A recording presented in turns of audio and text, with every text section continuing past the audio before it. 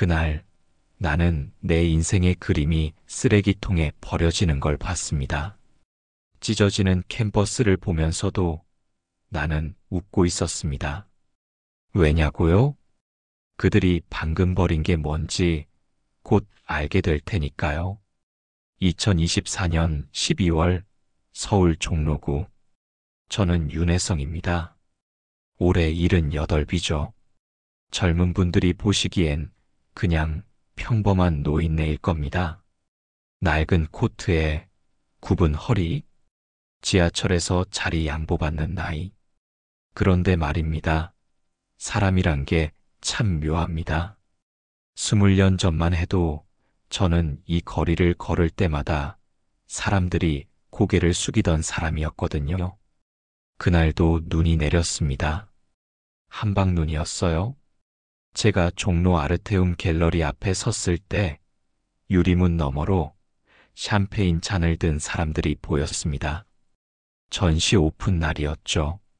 젊은 화가들의 작품이 걸려 있고 큐레이터들이 설명하고 언론이 사진 찍는 그런 날. 저는 품속에 작은 캔버스 2개를 안고 있었습니다. 무거웠어요. 그림 무게가 아니라 그 안에 담긴 20년의 무게가. 아내 병원비 때문에 붓을 놓은 지 20년. 교단을 떠나고 제자들과 연락을 끊고 그림을 팔아야 했던 그 시간들이 캔버스에 배어 있었습니다. 실례합니다. 혹시 제 그림을 한 번만 봐주실 수 있을까요? 갤러리 안으로 들어가 조심스럽게 말을 걸었을 때 검은색 정장을 입은 젊은 여성이 저를 돌아봤습니다. 큐레이터 정아린 씨, 32살이라고 명함에 적혀 있었죠. 그녀는 제 낡은 코트를, 흙이 묻은 신발을, 그리고 제 손에 든 캔버스를 위아래로 훑어봤습니다. 저기요, 여기 전시회 하는 중인데요. 방해하지 마세요. 아니, 저도 그림을 그리는 사람입니다. 오랜만에 용기를 내서 그녀가 제 말을 끊었습니다. 아저씨, 요즘은 이런 그림으로 안 돼요? 시대가 변했다고요. 복지센터는 옆 건물이에요. 주변 사람들이 킥킥거리기 시작했습니다. 샴페인을 들고 있던 한 중년 신사가 말했죠. 노숙자 같은데 경비 불러야 하는 거 아니에요? 정아린 씨는 제 포트폴리오를 낚아채듯 가져갔습니다. 그리고 두 손으로 찢어버렸습니다. 비리릭. 캔버스가 반으로 갈라지는 소리가 갤러리 안에 울렸습니다. 이런 거 갖고 오시면 곤란합니다. 촌스러워요. 돈도 안 돼요. 사람들이 웃었습니다. 저는 바닥에 떨어진 제 그림 조각을 주워 담았습니다. 손이 떨렸지만 얼굴은 태연했습니다. 오히려 미소를 지었죠. 당신들이 지금 버린 게 뭔지 곧 알게 될 겁니다. 그렇게 중얼거리고 나왔습니다. 눈은 더 세차게 내리고 있었어요. 갤러리 앞 벤치에 앉아 찢어진 그림을 무릎 위에 올려놓았습니다. 물감이 번진 자리를 손으로 쓸어내리는데 왜 눈물이 나는지 모르겠더라고요. 분해서? 아니, 그게 아니었습니다. 그냥 허무해서요. 20년 전 저는 한국에서 손꼽히는 미술대학 교수였습니다. 제 이름 석자가 전시회 포스터에 박히면 언론이 달려왔고 제자들이 대기업에 취직하면 윤혜성 교수님 제자라는 게 이력서 첫 줄에 들어갔죠. 그런데 아내가 쓰러졌습니다. 뇌종양. 수술비가 1,000만 원을 넘었고 항암 치료는 끝이 보이지 않았어요. 학교 월급으로는 감당이 안 됐습니다. 저는 그림을 팔기 시작했죠. 1, 2, 10개, 20개. 제 작품을 헐값에 넘겼습니다. 그러다 학교에서 잘렸어요. 품위 유지 의무 위반. 제가 골목 화랑에서 그림을 팔고 다닌다는 소문이 돌았거든요. 명예가 실추됐다는 이유였습니다. 제자들은 연락을 끊었고 동료들은 외면했어요. 20년이 흘렀습니다. 아내는 결국 떠났고 저는 그냥 늙어버렸죠. 그림은 계속 그렸습니다. 그런데 이제 아무도 제 이름을 기억하지 않더군요. 윤혜성? 누구? 그런 화가 있었나? 벤치에 앉아 핸드폰을 꺼냈습니다. 통화 기록에 아들 이름이 떠올랐어요. 윤태경, 45. 한 달에 한 번 통화할까 말까 한 아들. 태경아, 혹시 지금 시간 있니? 아버지, 무슨 일이세요? 아니, 그냥 오늘 재미있는 일이 있어서. 아들 목소리가 조심스러웠습니다. 재미있는 일이요? 응. 어떤 젊은 사람이 내 그림을 쓰레기라고 하더구나. 하. 전화기 너머로 침묵이 흘렀습니다. 길고 무거운 침묵. 그러더니 아들이 조용히 말했어요. 아버지, 어디 계세요? 지금 바로 갈게요. 아니, 괜찮아. 나 집에 갈 거야.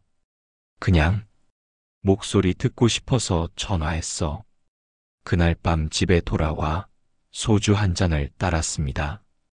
혼자 마시는 술은 쓰더군요. 제가 여러분께 말씀드리지 않은 게 하나 있습니다. 제 아들 윤태경은 사실 이 나라에서 가장 큰 미술재단의 대표입니다. 청명아트 재단.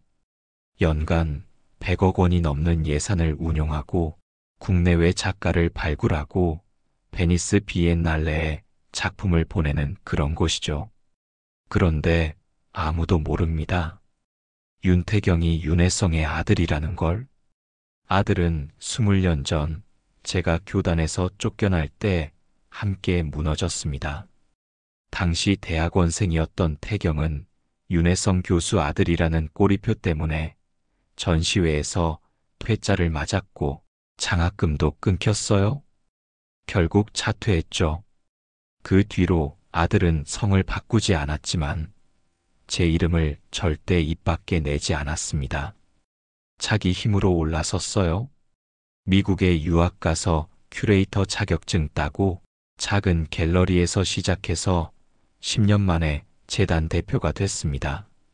저는 그게 자랑스러우면서도 미안했어요. 아버지 때문에 고생한 아들. 그래서 저도 연락을 잘 안 했습니다. 아들 인생에 짐이 되고 싶지 않아서요. 그런데 그날 밤 태경이 집으로 찾아왔습니다. 아버지, 문 열어주세요. 문을 열자 아들이 서 있었어요.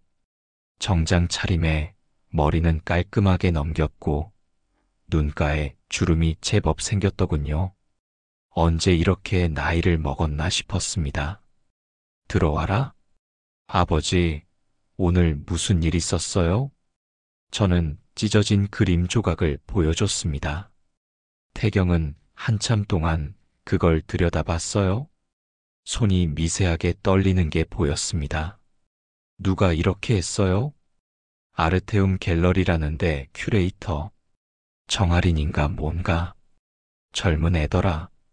태경이 천천히 고개를 들었습니다. 아버지, 복수하고 싶으세요? 복수? 제가 그 갤러리 인수할 수 있어요. 당장 내일이라도. 저는 고개를 저었습니다. 그럴 필요 없어. 복수는 내가 한다. 예술가답게. 아들이 물었죠. 어떻게요? 저는 웃었습니다. 그림으로. 일주일 뒤 아르테움 갤러리에 고급 초대장이 배달됐습니다. 금박이 박힌 초대장이었어요. 내용은 이랬죠. 익명의 후원자가 주최하는 특별 초청 전시회에 귀하를 초대합니다. 한국 현대미술의 숨겨진 거장을 만나보시기 바랍니다. 큐레이터 정아리는 이 초대장을 받고 흥분했습니다. 대형 스폰서가 움직인다는 얘기니까요. 갤러리 관계자들은 부랴부랴 준비에 들어갔고 언론사에 보도자료를 뿌렸습니다. 역대급 컬렉터가 공개하는 비밀 작가전. 기자들이 몰려들었습니다. 미술 평론가들도 관심을 보였죠. SNS에서는 도대체 누구야? 하는 댓글이 수백 개 달렸어요. 전시 전날 밤, 정아리는 갤러리를 정리하며 스태프에게 말했습니다. 이번에 대박 나면 우리 갤러리 완전 급상승이야. 프랑스 쪽에서도 관심 보인대. 그녀는 몰랐습니다. 내일 자기가 무릎 꿇게 될 거라는 걸. 전시 당일 오후 7시, 갤러리는 사람들로 가득 찼습니다. 양복 입은 컬렉터들, 카메라 든 기자들, 평론가들, 모두가 무대 위 하얀 천으로 덮인 그림을 바라봤습니다. 사회자가 마이크를 잡았어요. 여러분, 오늘 공개될 작품은 지난 20년간 대중에게 공개되지 않은 비밀 작품입니다. 작가는 한때 한국 미술계의 거장으로 불렸지만 개인 사정으로 화단을 떠나셨죠. 그리고 오늘 이 자리에 직접 오셨습니다. 조명이 어두워졌습니다. 스포트라이트가 무대 옆문을 비췄어요. 그리고 한 노인이 천천히 걸어 나왔습니다. 낡은 코트를 입고 지팡이를 짚고 굽은 허리로. 바로 저 윤혜성이었습니다. 정아린의 얼굴이 새하얗게 굳었습니다. 안녕하십니까? 윤혜성입니다. 제 목소리가 마이크를 타고 갤러리 안에 울렸습니다. 사람들이 웅성거렸어요. 윤혜성? 그 윤혜성? 살아있었어?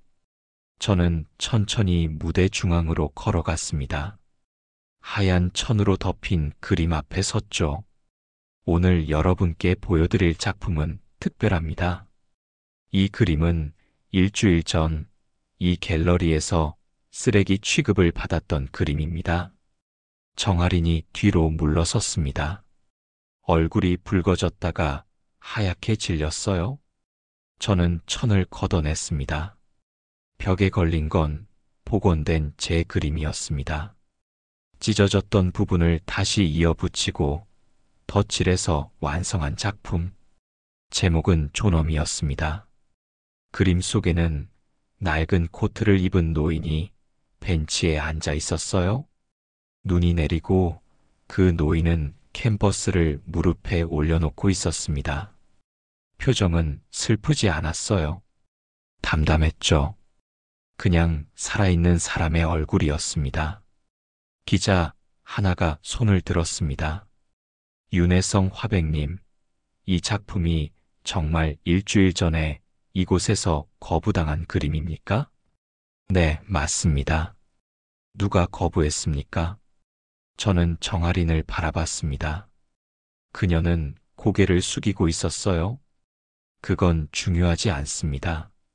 중요한 건 예술을 보는 눈이 아니라 사람을 보는 눈입니다. 그때 무대 뒤에서 한 남자가 걸어 나왔습니다.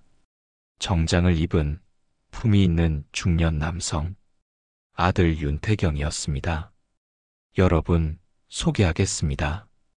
윤혜성 화백은 저희 청명아트 재단의 명예 이사이십니다. 그리고 태경이 제 옆에 섰습니다. 제 아버지이십니다. 갤러리가 술렁였습니다. 플래시가 터졌어요. 기자들이 달려들었습니다. 청명아트 재단 대표가 윤혜성 화백의 아들이었습니까? 왜 지금까지 숨겼습니까? 태경이 조용히 대답했습니다. 아버지가 부담스러워 하셨습니다. 아들 때문에 재평가받는 게 싫다고 하셨죠. 하지만 오늘 더는 참을 수 없었습니다.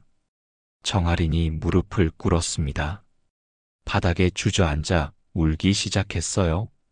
죄송합니다. 정말 몰랐습니다. 저는 그녀를 내려다봤습니다. 당신이 몰랐던 건 제 이름이 아닙니다. 사람을 대하는 법이었어요. 그날 이후 정아리는 사직서를 냈습니다. 언론은 며칠간 이 사건을 다뤘고 갤러리는 큰 변화를 겪었죠. 새로운 큐레이터가 부임했고 갤러리 입구에는 작은 명패가 걸렸습니다. 가난은 부끄럽지 않다. 그러나 사람을 가난으로 판단하는 건 부끄럽다. 윤혜성. 저는 그 뒤로 아들과 더 자주 만났습니다. 태경은 말했어요. 아버지, 이제 그만 용서하세요. 복수는 끝났잖아요. 복수? 나는 복수한 게 아니야. 그냥 진실을 보여준 거지. 앞으로 뭐 하실 거예요? 저는 웃었습니다. 그림 그리지. 뭐? 그해 겨울, 저는 새 캠퍼스 앞에 앉았습니다. 눈이 내리는 창밖을 보며 붓을 들었어요. 이번에는 아무도 제 그림을 찢지 않을 겁니다. 이번에는 제가 그리고 싶은 걸 그릴 겁니다. 존엄이라는 작품은 그해 베니스 비엔날레 한국관 초청작으로 선정됐습니다. 전 세계 언론이 부활한 거장이라는 헤드라인을 달았죠. 하지만 저에게 가장 소중한 건 따로 있었습니다. 어느 날 저녁 태경이 찾아와 말했어요. 아버지, 오늘 길에서 노숙자 한 분이 그림을 그리고 계시더라고요. 제가 그분 그림 샀어요. 10만 원 드렸어요. 왜? 혹시 그분도 아버지 같은 사람일까봐? 저는 아들의 어깨를 두드렸습니다. 잘했다. 예술은 이름이 아니라 마음에 있는 거니까. 20년 전 저는 모든 걸 잃었다고 생각했습니다. 명예도, 돈도, 제자들도. 하지만 지금 돌이켜보니 저는 가장 중요한 걸 지키고 있었어요. 그림을 그리는 이유, 사람을 사랑하는 마음, 그리고 무릎 꿇지 않는 존엄. 지금도 저는 그림을 그립니다. 손이 떨리고 눈이 침침해도 캠퍼스 앞에 앉으면 20살 청년이 됩니다. 붓을 쥐면 세상이 달라 보이죠. 여러분도 기억하세요. 사람의 가치는 외모나 옷차림이 아닙니다. 나이도 돈도 아니에요. 그 사람이 무엇을 지키며 살아왔는지 그게 진짜 가치입니다. 오늘도 저는 붓을 듭니다. 마지막 작품을 그리기 위해서가 아니라 내일을 그리기 위해서요. 그림은 끝나지 않습니다. 삶도 마찬가지입니다.